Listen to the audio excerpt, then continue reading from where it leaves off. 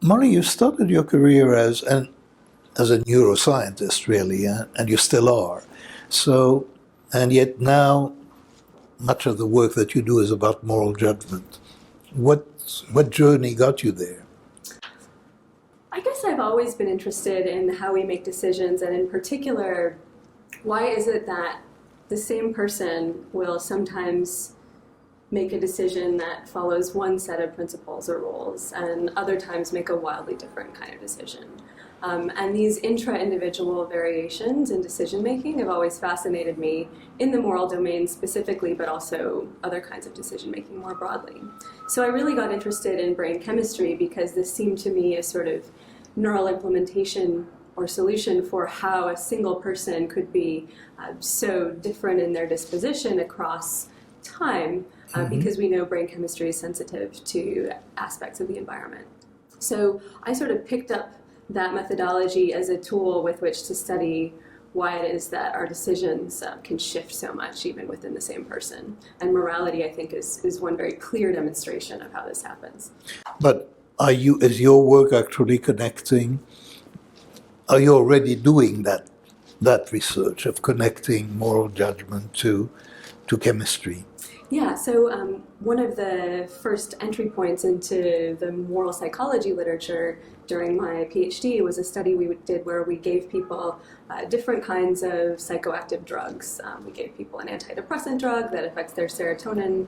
We gave people an ADHD drug that affects their noradrenaline. And we looked at how these drugs affected the way people made moral judgments.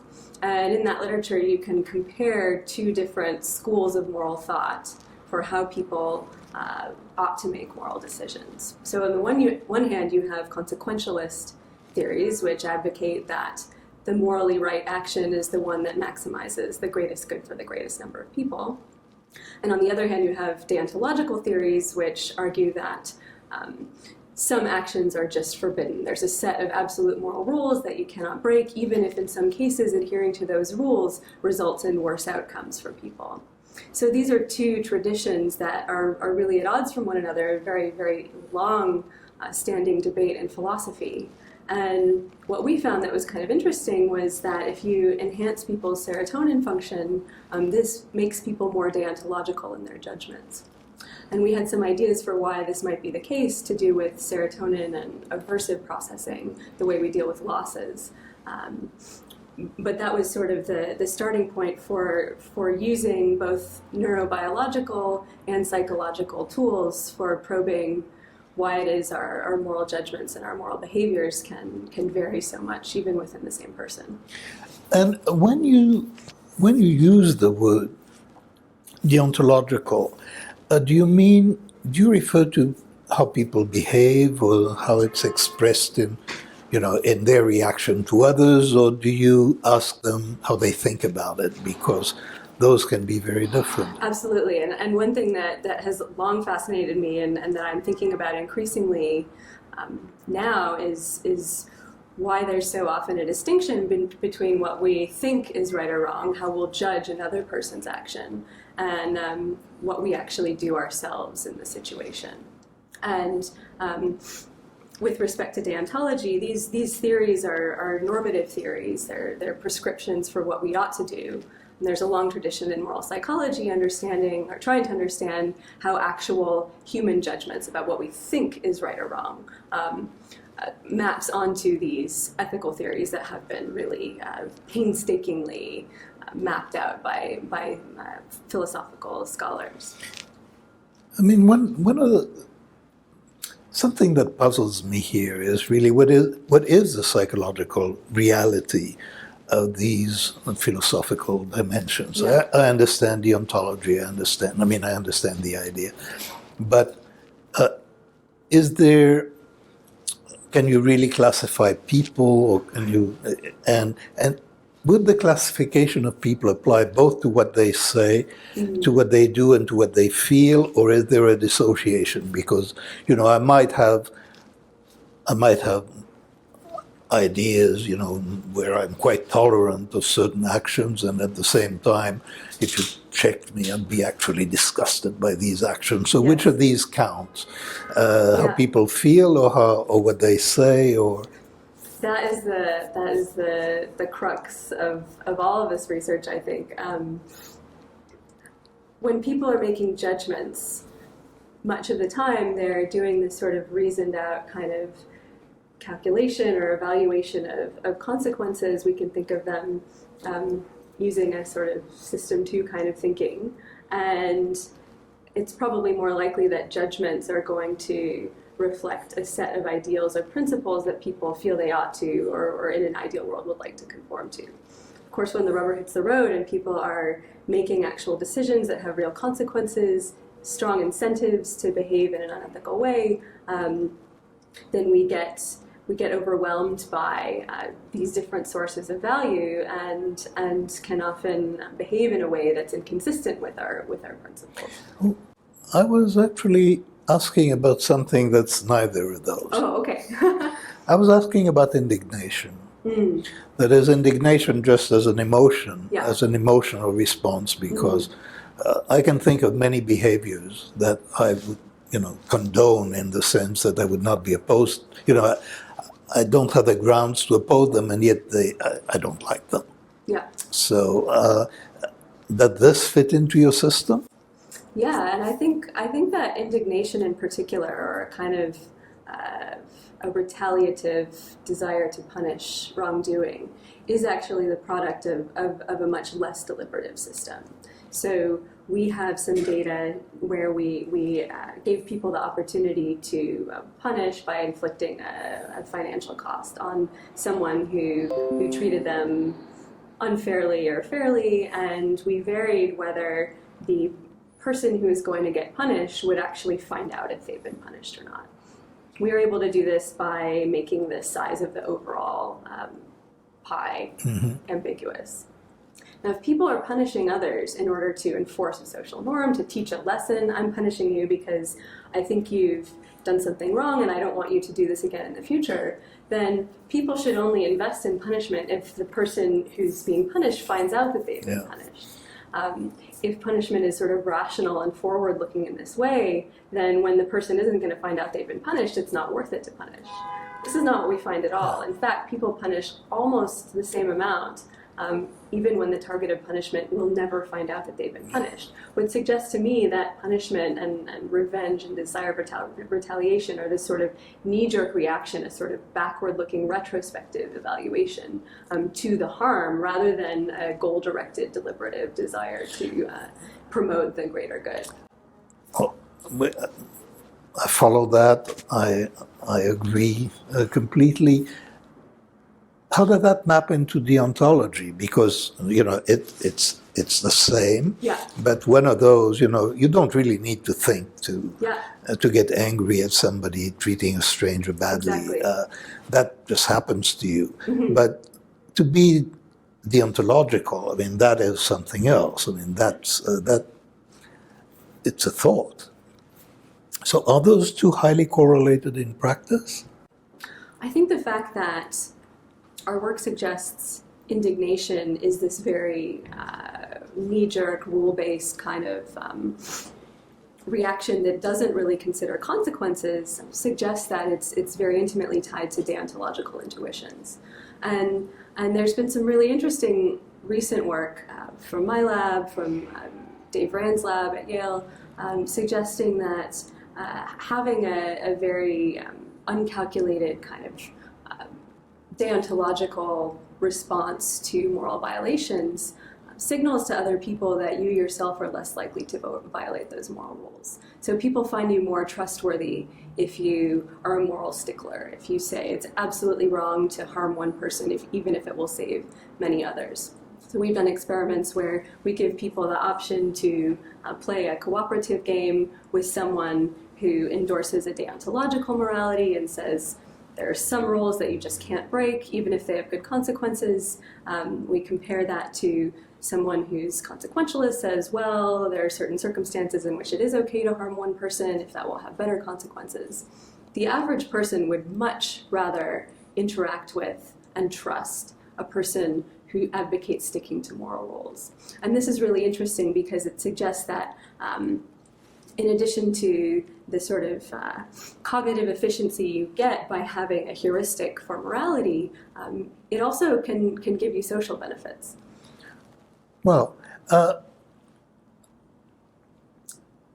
the benefit that people get, I mean, from taking a deontological position, they look more trustworthy, don't they? Yes. I mean, when they do that. Yes, So, definitely. in effect, let's look at the other side of this. If I take a consequentialist position, that means that you can't really trust me because under some circumstances I might decide to Exactly. break the rule in my Exactly. interaction with you.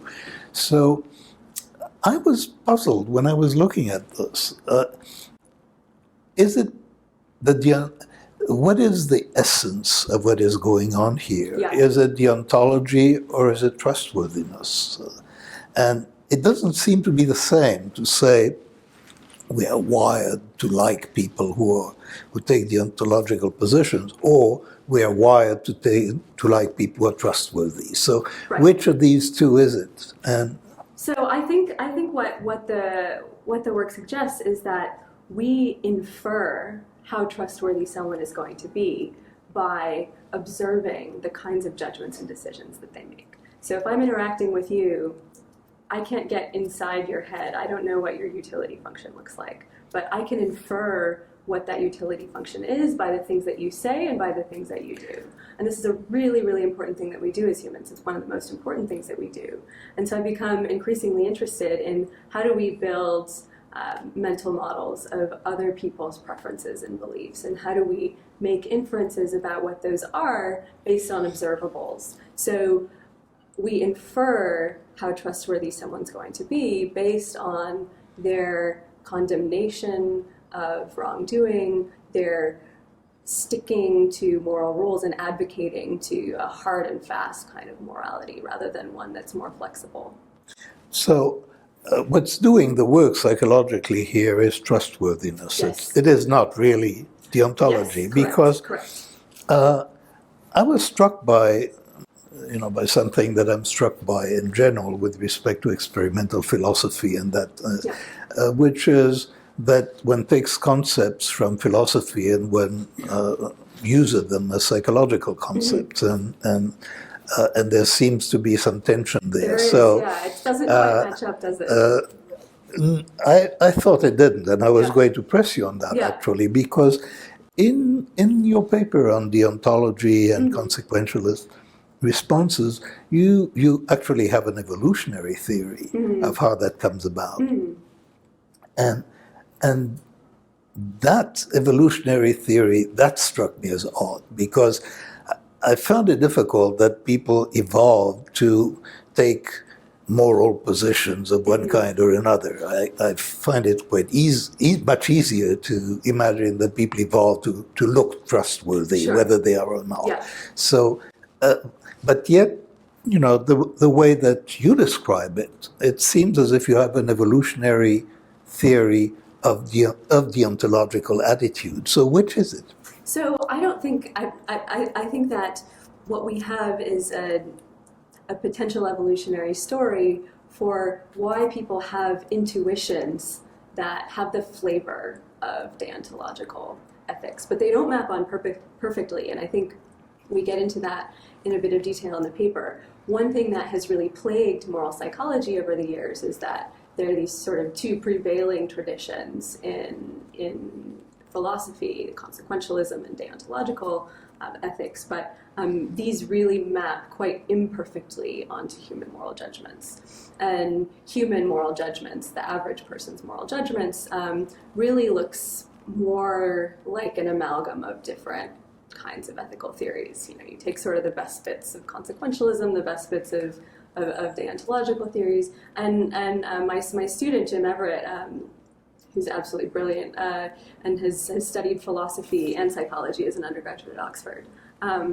He he realized that there's another set of ethical theories called contractualist theories, which really have gotten a lot less attention in the literature, and highlight the fact that as humans we really care about fairness, we care about responsibilities and duties to one another, and what we think is right is what we would sort of all agree from a sort of Rawlsian original position. Behind a veil of ignorance, what would be the right thing to do to uphold these social relationships. And so the pattern of overall results in our studies about what people seem to find most trustworthy is actually the kinds of judgments that conform to a contractualist morality, where you respect people's rights and duties. You respect, you don't use people as a means to an end, and you do what people ask you to do, what they would want you to do. So really, I think of all of the, on the menu of ethical theories, contractualism seems to me to be the one that matches up the best with our sort of evolved social cognition. But I'm sure that's not going to be perfect either. And I agree that it's a bit of a, one might question how useful of a project it is to try and shoehorn human psychology into the writings of 300-year-old texts. That in effect is my question. Yeah, is, so that's certainly not the goal of my research program, but I do think that it can be a useful source of ideas for interesting psychological avenues to pursue. I think these philosophers many of them really were quite astute about human emotion, particularly social emotions. Because if there were selected pressures, there certainly were on emotion Yes. and action, and not on philosophical Absolutely. positions. So Absolutely. in that sense, there is something that fascinates me about the project in general, which is really this, to take the concept from philosophy and to use them, and in that case possibly to force them a bit onto a psychological description, because on consequentialism as well, saying that, well, I can understand why people under some circumstances would do this or that. There are contexts in which that would not look untrustworthy. It would actually look like empathy. Yes, exactly. So if you have sympathy for the sinner and you understand the sinner, you're going to sound consequentialist, but you could sound super trustworthy if you're in clerical garb or something. So, yes, exactly. So tell me how you deal with that. Yeah, so one current project is to try and understand how different social relationships make a sort of cost-benefit calculation more or less desirable in a partner. So one could imagine that you don't want a spouse or a best friend who's constantly calculating what they can get away with. We really value loyalty in our friends and our family, and loyalty is something that's often at odds with consequentialism. But in a leader, in a president, in a general, in a surgeon, we may very well prefer strongly a consequentialist perspective. And I think that distinction comes from the fact that when we're in close social relationships, the decisions that are going to impact on us are sort of preferential kinds of relationships. So we want our partner or our best friend to sort of put our needs and welfare above other people's. But for a leader, president or whatever, who's making decisions for a large population, then we want to be treated equally to everyone else. I think unless you're a very unusual person, you probably wouldn't expect the president to treat you differently than anyone else if you're just a sort of average citizen. So that's something we're exploring is how your relationship with the person that you're dealing with, whether you prefer consequentialist or more rule-based morality in close family members versus more impartial. And have you explored the correlation between the expressions, I mean, the statements that people use or that they favor in that context, and the emotional substrate. Have you done studies in which you had both sets of variables? Because what impresses me in this literature is that how often, say, the trolley problems are used, I mean, which are the standard, ways in which you get emotional and moral decisions. And yet I'm not really sure that the trolley problem is the only way, is the only approach to measuring moral emotions. Yes, I totally agree. And that's one reason why in my lab we're sort of moving away from sort of hypothetical trolley problems and moving more towards having people make trade-offs between benefits for themselves and costs like physical pain for other people. But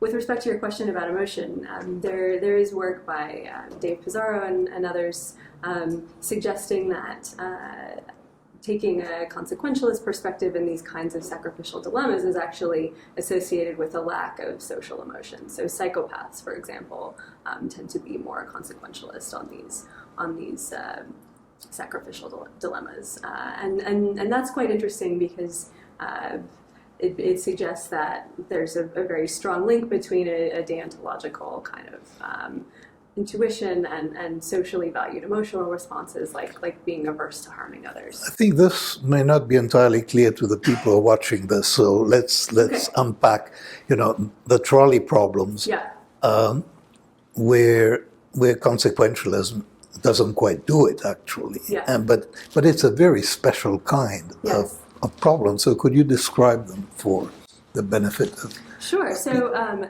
Philosophers and increasingly in recent years psychologists have really done a lot with the so-called trolley dilemma, which involves a trolley headed down a track towards, say, 5 workers who are going to die if you do nothing.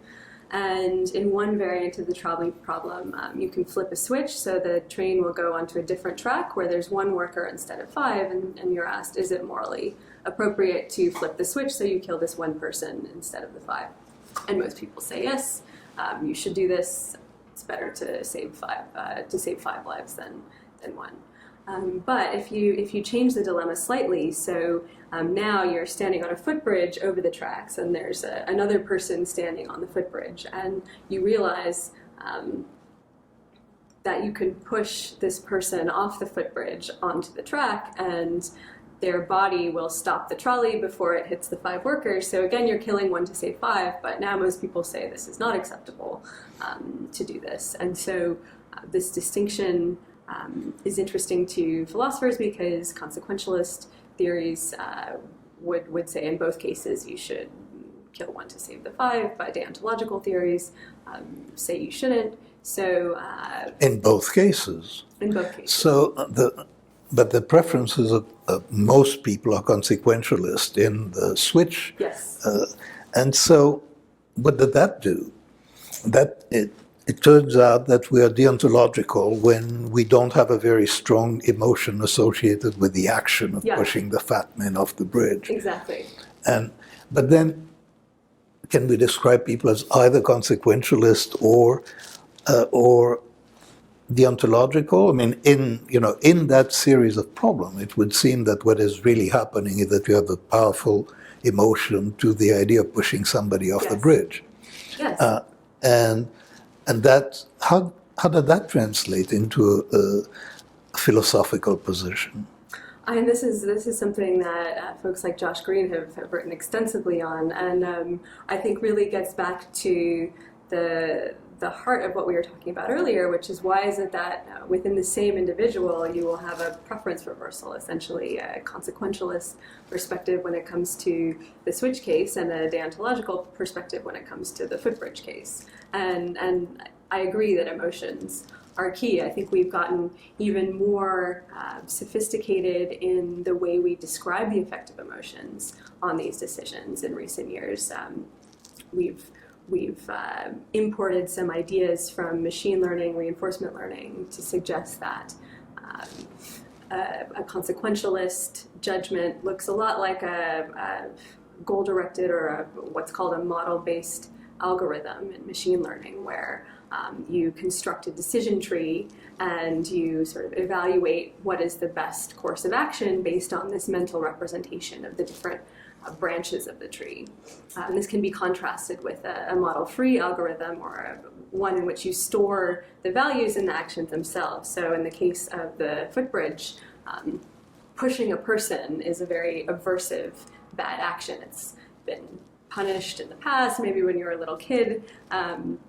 And you've probably watched television programs where pushing results in a lot of distress or maybe even fights or very bad consequences. So the idea is that you could have both of these kinds of systems in the brain, and indeed it has been shown that model-based and model-free algorithms do map onto sort of distinctive brain systems. Of course, behavior is going to be the sum output of the votes, if you will, of those different systems. So in the case of the footbridge, because you have this action pushing a person that's very aversive based on our reinforcement history, this sort of results in more votes against pushing that come from the model-free system.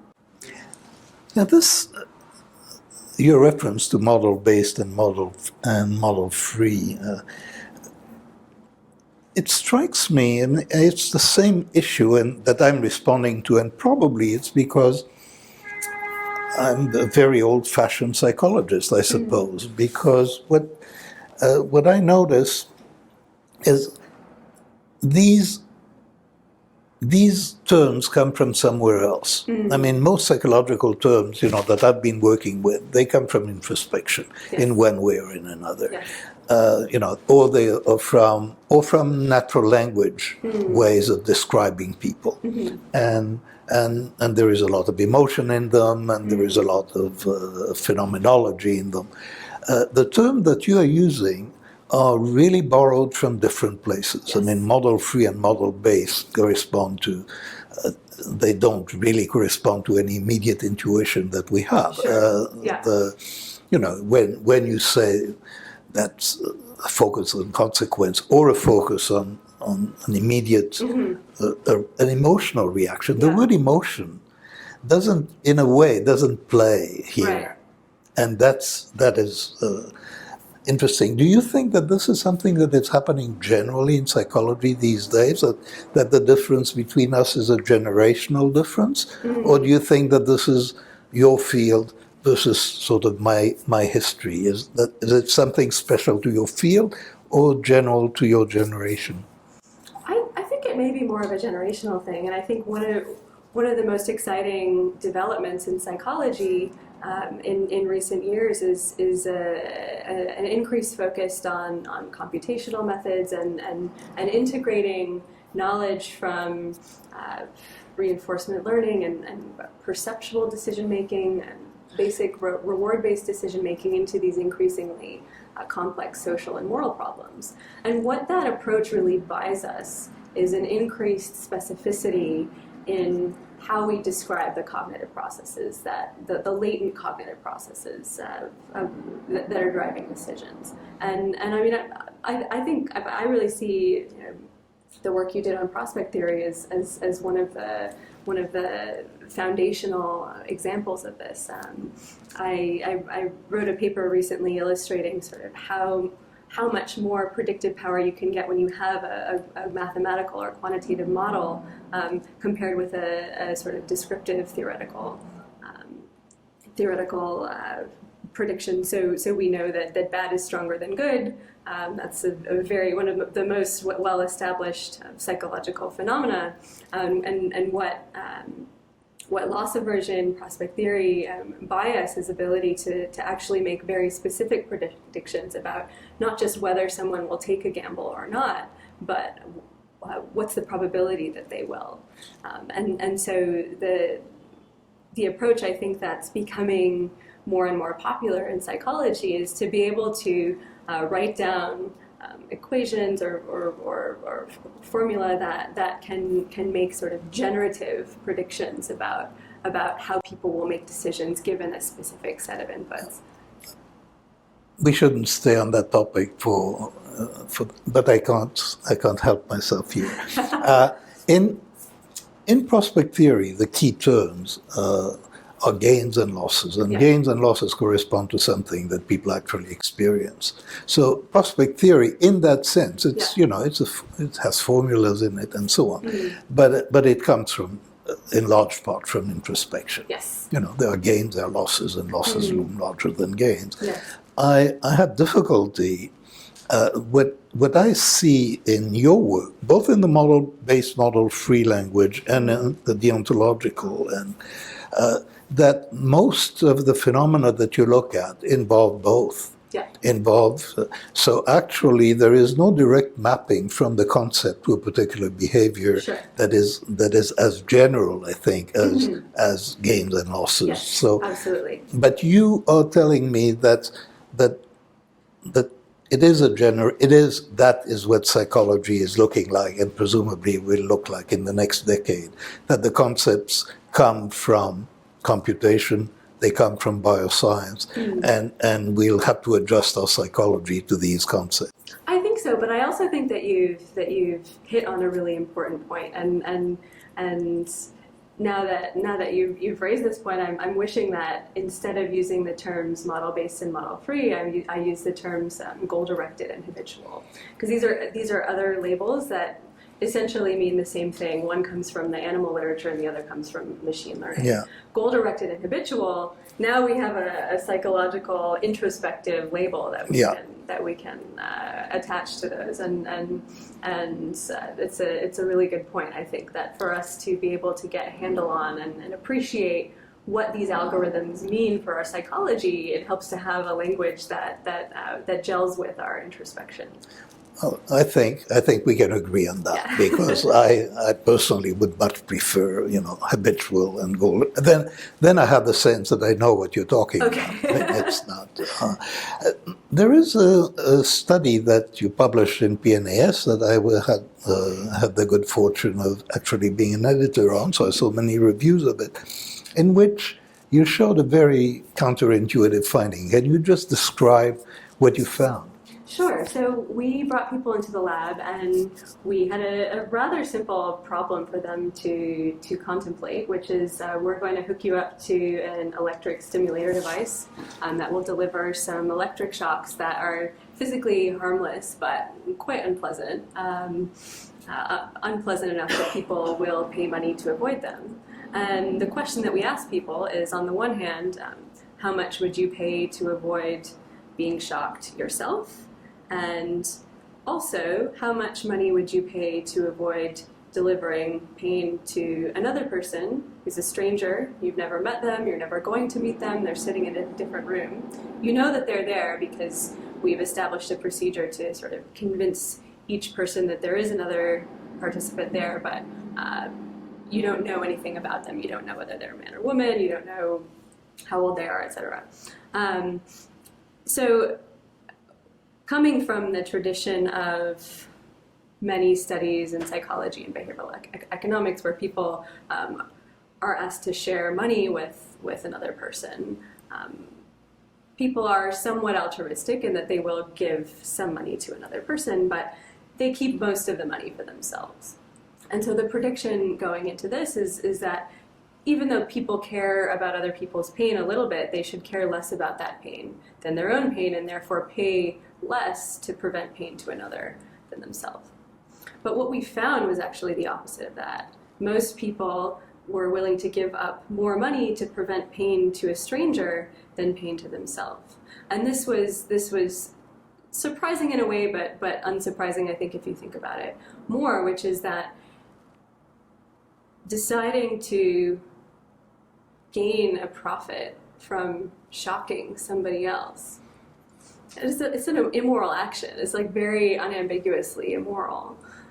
Whereas getting money from your own pain is sort of morally neutral. And so you can imagine that there's a cost, a psychological cost to inflicting pain on another person for money that's there in that case, but not in the shocking yourself case, and that could potentially outweigh any psychological or financial gain that you get. The key in what you're saying here is for money. Yes. I don't think that was in your title. You remember your title? I think it was "The pain of somebody else counts Yes. more than your own pain," or yes, some such thing. Yes, and as science goes, now about a year and a half has passed since that paper was published, and I deeply regret the title. Because the title is "Harm to Others Outweighs Harm to Self," and it raises an immediate question. I don't think I raised it as an editor because my task was just to look at what reviewers said. But I have an immediate question. Yes. What would your prediction be if, say, you are to allocate 10 electric shocks between you and somebody else? Yes. So money isn't. Exactly. This is the equivalent of the ultimatum game, or and then you could have the same. You could play the ultimatum game on that. You could play the dictator game on that. Your situation was basically a dictator game kind of situation. Yeah. But what is your intuition? Would you get the same thing? So I have data actually. So oh, good. So we've done this actually. We've not yet published it, but when it comes to exchanging pain in a dictator game, people are on average sort of fair, equal. So 50-50 split. And I think one strong reason why we see this is there's just a strong norm for equal allocation of and that's an ultimatum game, or is it a dictator? It's a dictator. So you see more fairness in allocating pain than in allocating money. Yes. Because in allocating money, people tend to be selfish. Yes, we've seen that, and there's another study that I collaborated on with Ray Dolan and Giles Story, in which we had people trading off sort of pain for pain, so X shocks for me versus Y shocks for you, and then the same for money. And people are more altruistic or fair when it comes to sharing pain than money. And when it comes to sharing pain, people are not significantly different from 50-50 split. But if it does err on one side or the other, it actually does err on the side of people taking more pain for themselves. And I think that this relates to a sense of responsibility, being in the position of dictator, where you have control over the outcome and you have a sort of moral responsibility for the outcome. But the point you make is really, really important, that I think that almost all of the legwork in our original studies was from the fact that people don't like getting money from harming another person. Yeah, it's like the moral transgression corrupts the value of the money. And we have some brain imaging evidence to support this as well, and some additional behavioral experiments following up on this. So that's very interesting, and I think is reflecting a very old intuition in the New Testament of the Bible. I think that's the first introduction of this term filthy lucre, right? Money obtained by dishonest means, and we morally condemn others, both individuals, corporations, organizations, who take money from morally tainted sources. And this is really interesting because it suggests that our sort of higher order goal-directed, if you will, representations of consequences and the moral status of actions can really reshape the very values that we use to make the decisions. How would it work with your intuition if I have a choice between inflicting pain on my wife or on some other woman? Don't you think that people will be much more selfish in that case? Yeah, that's a really interesting one. And I could see sort of two competing predictions. If you're getting money from it, I've actually had... this is going too far, getting money to inflict pain on your wife. I mean, let's not go that far. Sure. But I've actually had... allocate shocks. I'm actually allocating shocks. Yeah, on the one hand, the intuition is that we will protect our close friends and family more than a stranger. But on the other hand, there is a sort of sense of forgiveness in our close relationships that may not extend as strongly to strangers. So that would be an interesting one. my guess is that there would be a very big difference because you're absolutely right, clearly, just by introspection, that it must be the case that when I'm allocating shocks between you and me, then there's a cost to allocating shocks to you morally.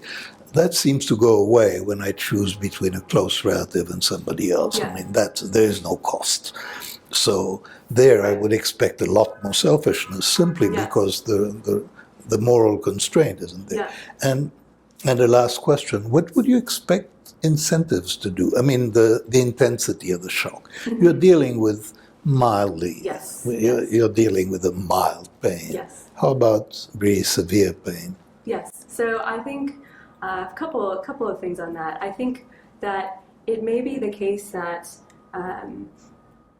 the relationship between the moral costs or benefits of harming versus helping doesn't track so closely the consequences. So there may be a sort of bright line between harming versus not harming that carries a moral cost, but once you've crossed that line, then it doesn't actually matter as much how much pain you're inflicting. And that would, I think, lead to the prediction that you would get maybe more selfish behavior with larger pains, because this sort of, if there's a fixed moral benefit that you get from doing the right thing, then that would be outweighed at some point. And I think that's very plausible. The other issue to consider, of course, is actions versus omissions. And in our original study, we looked at the case where you can pay money to decrease the pain, but also the case where you can gain money by increasing the pain. And we find this altruistic behavior in both cases, even though, as you would expect from loss aversion, people require more compensation to increase pain than they are willing to pay to decrease by the same amount. So I think in the case of very large harms, this may amplify the distinction between actions and omissions, particularly with these moral decisions. So if you sort of do the thought experiment where I will offer you $10,000 to break your leg, or break someone else's leg, probably you would require more compensation to break someone else's leg than to break your own leg, but you would be willing to pay less money to save someone else's leg than to save your own leg, right? So this distinction between taking a costly action to reduce harm and gaining a profit by causing harm might be particularly strong for these very large harms. Well, thank you, Molly. This has been quite an education, because you're talking about problem that I've been interested for many, many years in a language that, in a way, is quite foreign to me. And that seems to be the modern language. So thank you.